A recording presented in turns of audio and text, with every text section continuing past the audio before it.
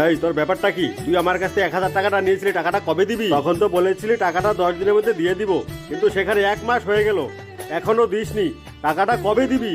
আপনাকে অনুরোধ করে বলছি একটু আস্তে কথা বলুন। এই পাড়াতে আমার একটা সম্মান আছে, পাড়ার লোক শুনলে কি বলবে? 2-3 দিনের মধ্যে আপনার টাকাটা দিয়ে দেবো। পাড়ার লোক শুনছে, শুনতে দিন, কিন্তু আজকে আমার টাকাটা লাগবে, তা না হলে আমি হাঙ্গামা শুরু করে দিব। এই যে শুনুন, আমার মাকে আপনি কিচ্ছু বলতে পারবেন না। আপনার এখনই টাকা চাই তাই না? একটু দাঁড়ান, আপনার টাকা আমি দিচ্ছি। এই নেন আপনার টাকা। এত টাকা তুই কোথায় পেলি? মা, তুমি যে আমাকে টিফিনের জন্য 20 টাকা করে দিতে, ওই টাকাগুলো আমি না খেয়ে জমিয়ে রেখেছি। এখন এই টাকাটা ওনাকে দিয়ে দাও।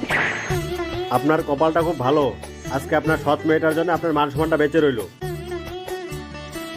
টুকু, তুই আমাকে ক্ষমা করে দে। সৎ মেয়ে বলে তোর সাথে আমি কত খারাপ ব্যবহার করেছি। তুই আজকে আমার মান সম্মানটা বাঁচালি।